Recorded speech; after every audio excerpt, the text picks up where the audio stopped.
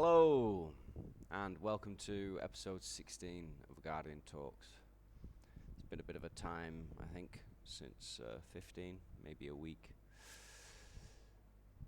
Lots of things, as usual, um, happening, and also not many things happening as well at the same time. We just had the water festival here in Siem Reap in Cambodia, which was nice. I've not really been partaking in it. I've been working in my friend's bar, but it's been nice seeing the happy faces and the increase of footfall from compared to this time last year.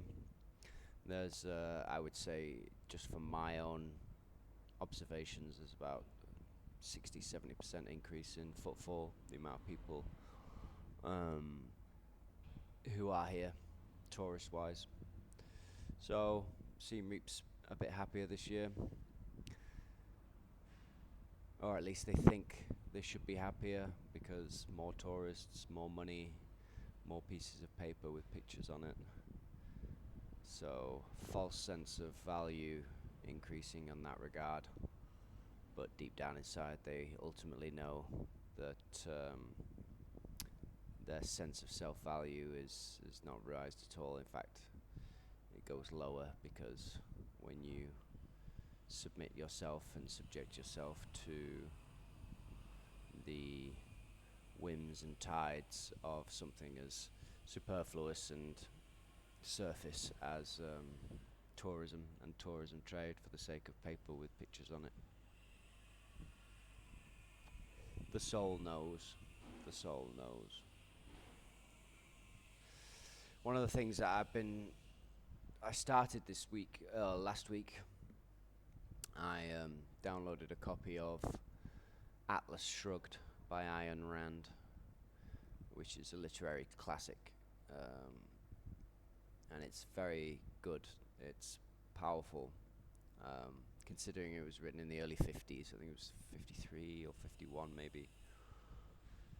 Very prophetic for his time, his vision of the future and the inevitable decay and decline of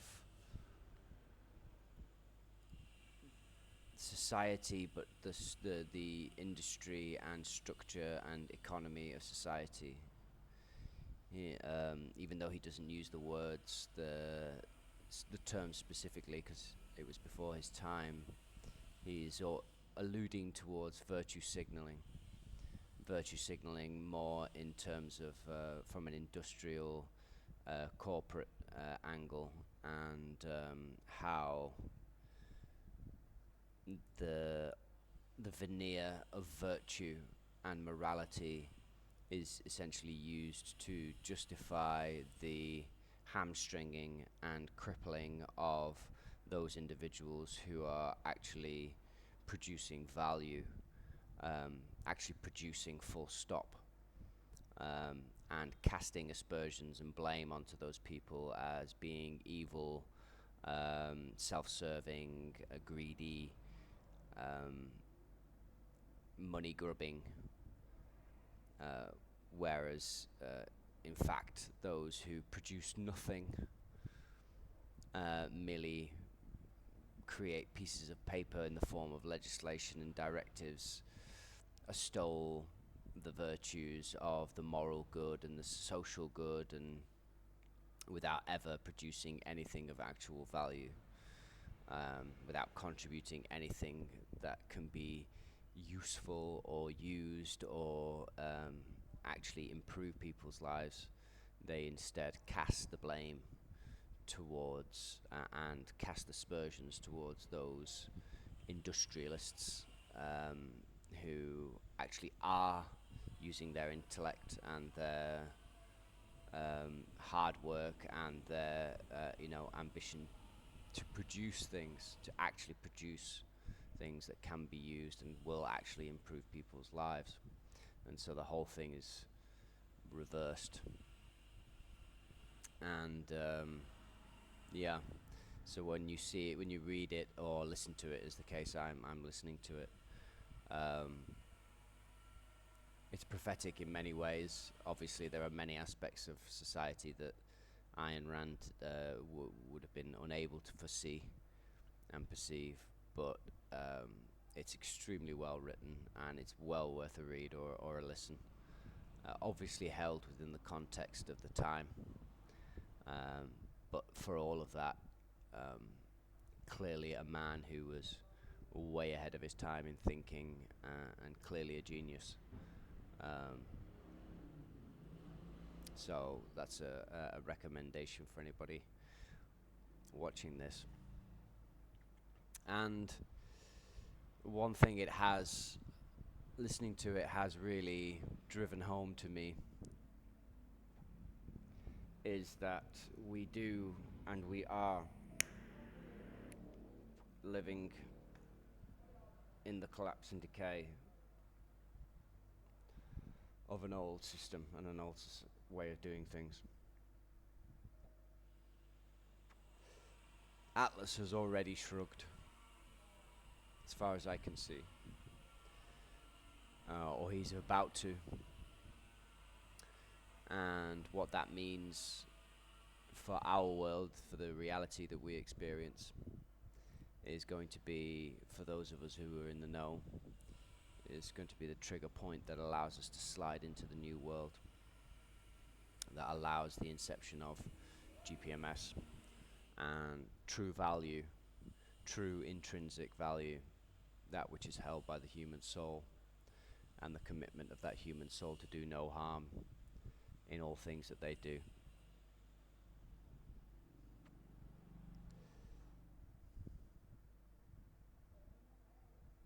The question again came up to me recently from my own mind. What will I do? What will I do after the inception of GPMS? I haven't thought about that for a while. In the early days when I was getting my head around GPMS and getting my feet under the principles, the core principles, the premises, and coming to know what GPMS is, what it represented, and the truth of it, I would spend many hours contemplating the post-inception time. What would I do? What would I do with all that time? What will I do with the freedom that I will have? Obviously, we can turn and say, well, and it would be living in a fifth dimensional reality at the least, and so the range and spectrum of things that we can possibly do will be vastly increased, things which we are unable to even conceive of right now. So that kind of handicaps that kind of thought. But if we just put that to one side for now, the aspect of higher dimensional abilities and capabilities, and to just keep it into the realms of what we do know and what is possible and what we could do now if the freedom was available to us, and just work within those, within that subset, within that set of gnosis, that which we do know and can conceive of. Obviously travel is up there, to go around and see everything in the world, but even that hasn't got the same luster as it used to. Yes, I will travel and I will go to different places in the world and see different things, but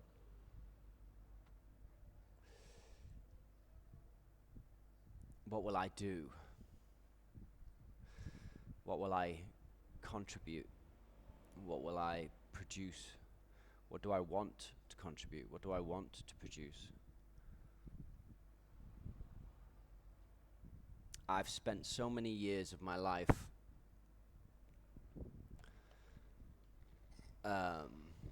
in a state of injustice, sense of injustice, attempting to show, demonstrate to ones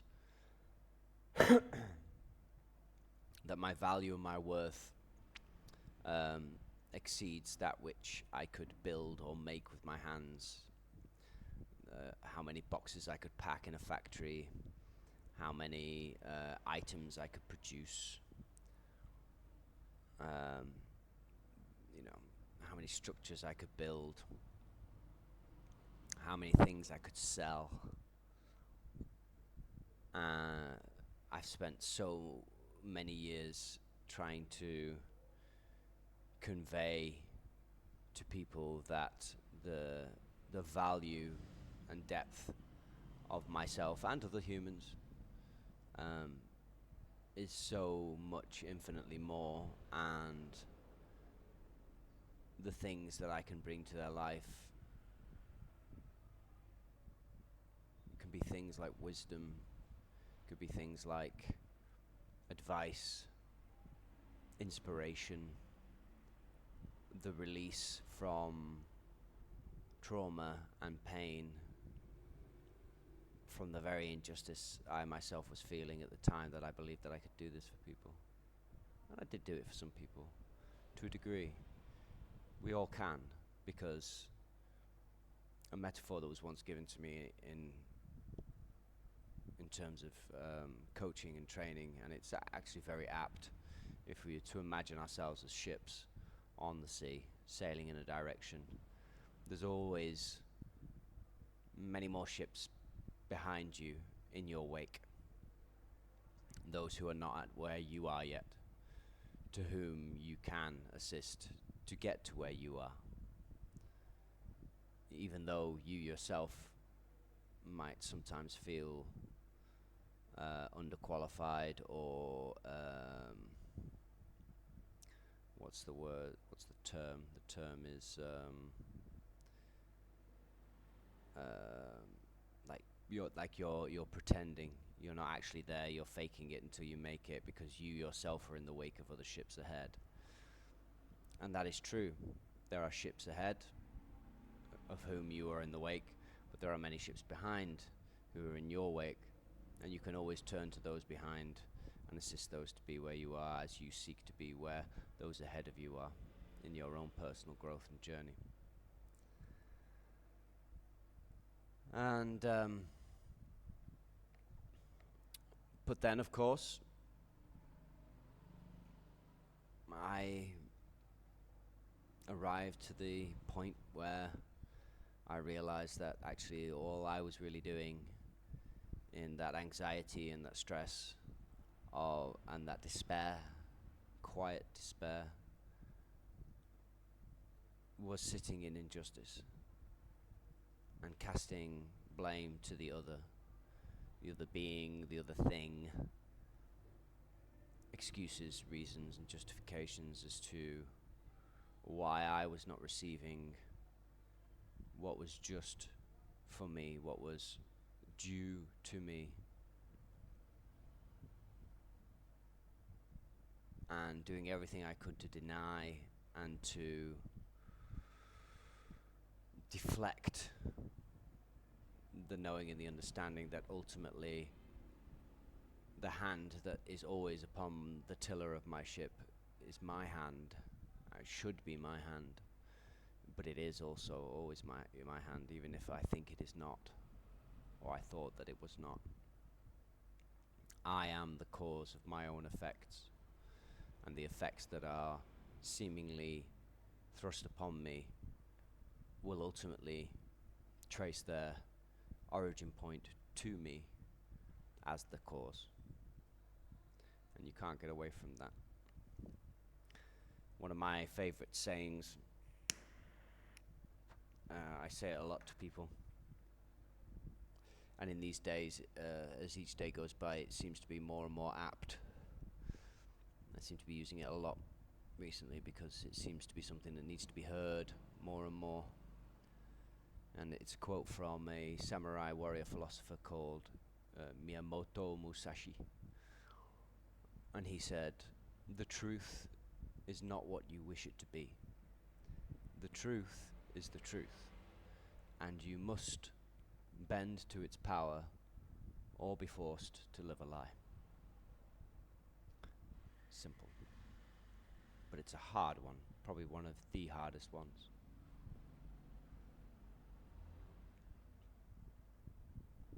When I look around the world, and when I have looked around the world throughout my life, but now, even when I look around the world, when I look at the people who surround me and walk past,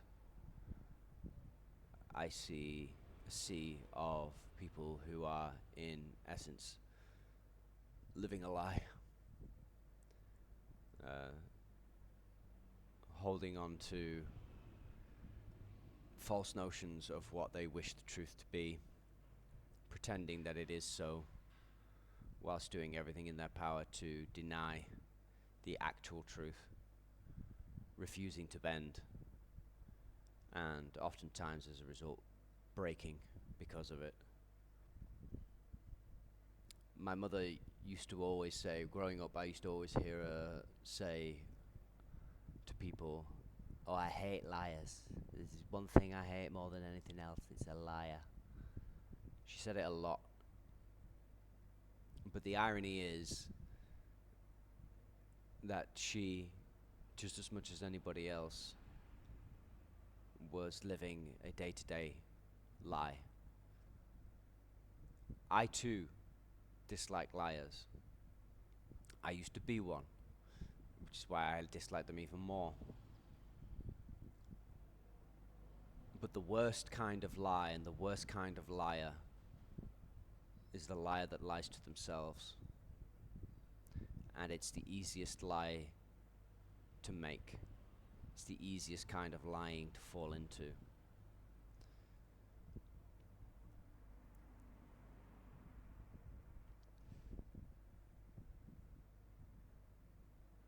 When we release ourselves from that, and we, in essence,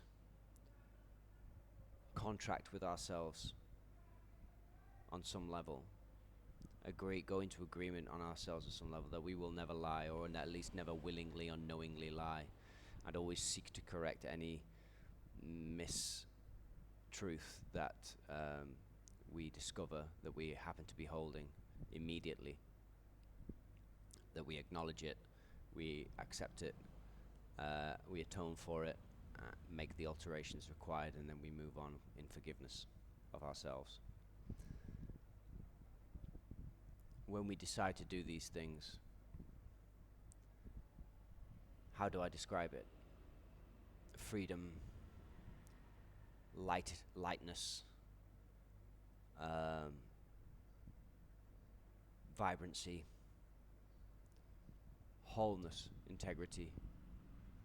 The sensations that these provide are worth a mountain of gold, because regardless of what you have or do not have materialistically around you, regardless of whether or not you are in a state of lack or abundance materially,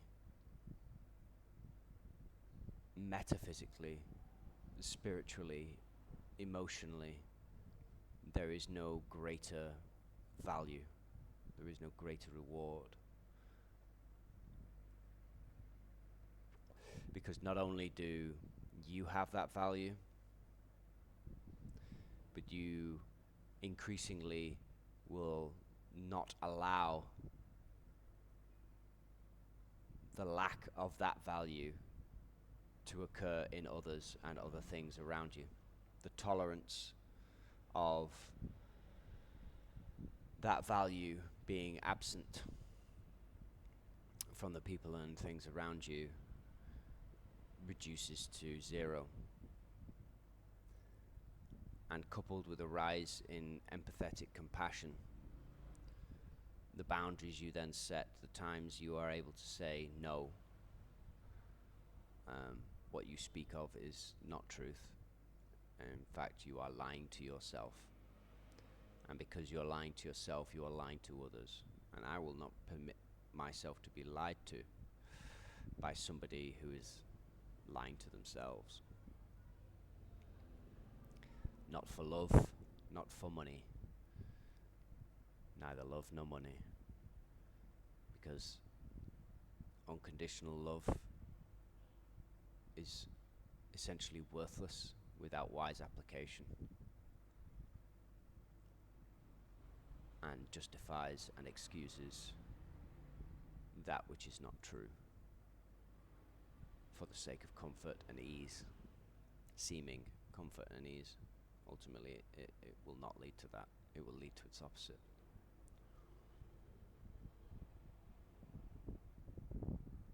And money is worthless in the face of a life lived in denial, in the face of a life spent avoiding true truth.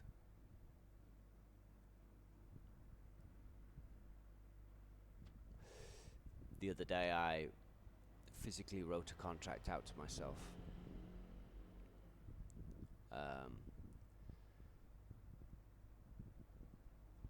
I consulted with a brother on this because it was an unusual moment, because I know on some level, most levels, I don't need to write out an agreement, a physical agreement or contract with myself, with the universe. The contract, the agreement was between myself and the universe, and within that contract I stated that I fully recognize that I am the universe on many multidimensional levels, and with only the appearance of being an individual separate from the whole. However, I contracted to myself for the full release of all abundance, level and equal to that value which I know myself to be, which is infinite, my soul, my essence, my being. And in exchange for that, I recognize that I am a living God upon the earth, equal to all others, but no less a God.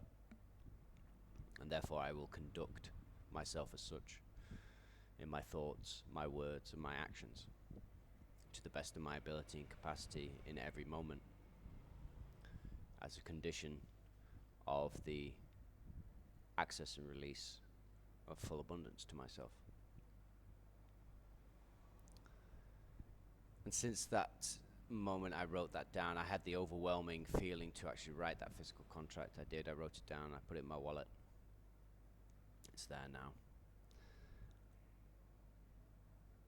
Things did shift in me.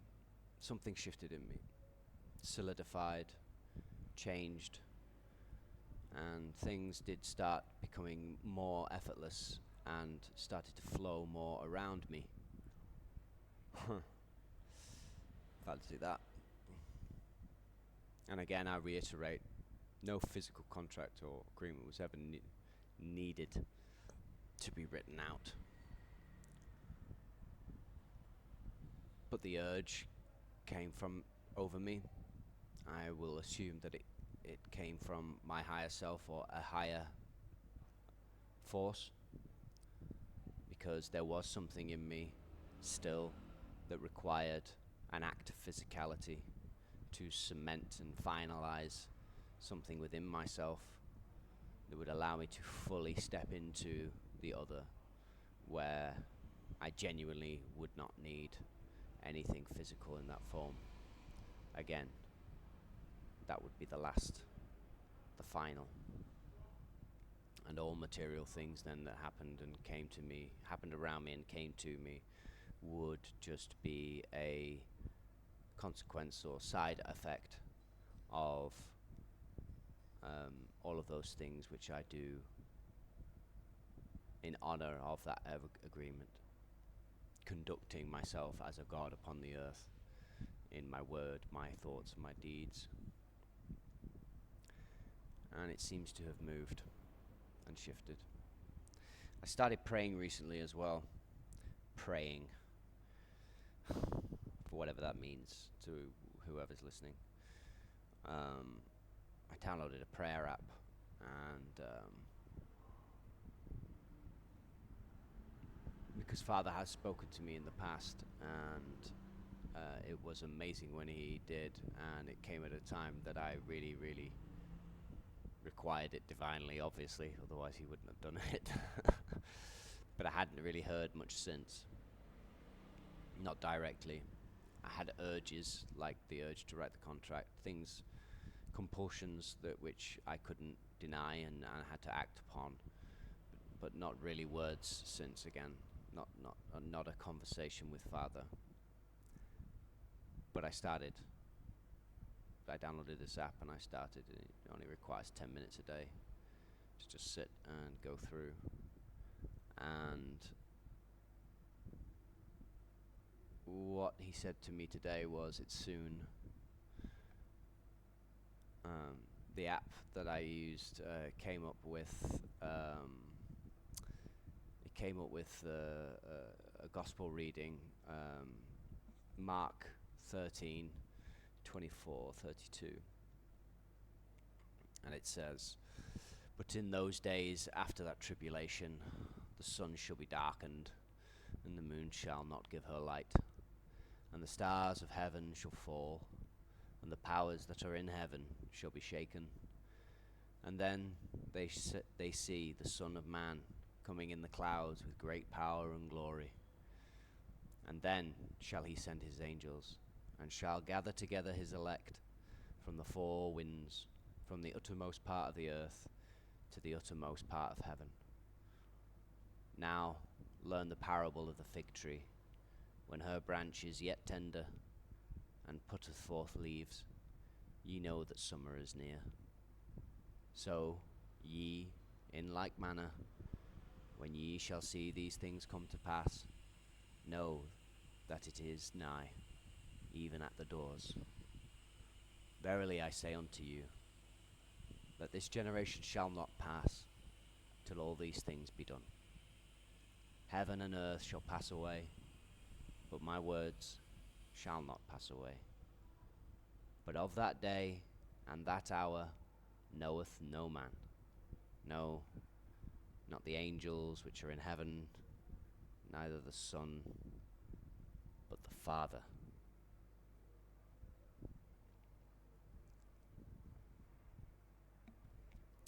And it's funny because I would often joke with Christians about this particular passage. No man shall knoweth the day or the hour. And I would joke, well, can we at least have the week? The month? I'll take the month. Which would get a few chuckles, even amongst the most stern of Christians I would have conversations with. But today he said it's soon, for what that means and what it's worth. And in reply, all I could say was, thank you. That's great news. If I happen to be one of the elect, I stand ready to be collected, ready to fulfill whatever it is required of me to fulfill.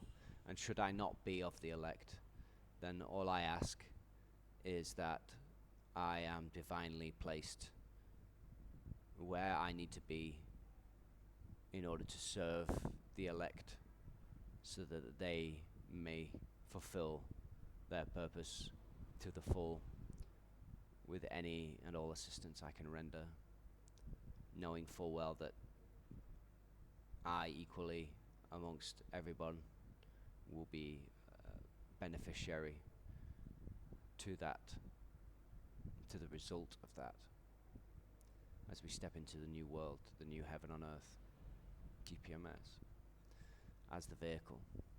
We drive into the new world in the vehicle of GPMS. And whether I be in a driver's seat or in the passenger seat behind, or even if I'm in the trunk, I don't care. I don't care. I'm happy. I'm at peace. And that was his final words to me. Be at peace.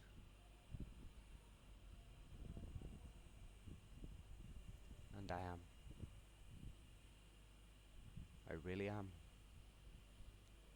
at peace. for that I am grateful. I am grateful to Father, and I am grateful to myself. I'm grateful to Father for his hand in moving things that I could step forward and have the courage to allow myself to have peace and be at peace. Because ultimately, all Father could do was prepare the way. I had to be the one to choose to walk that way, to step into it and allow it, and to be it, become it. And so I have to be grateful to myself. I have to acknowledge that and forgive my trespasses in the stumbling up until that point where I was able to find my feet and walk straight and tall, not with pride, but with true humility, which lends strength to the knowing of what you are, what I am, which then allows me to be it. And in the being of it, I find peace.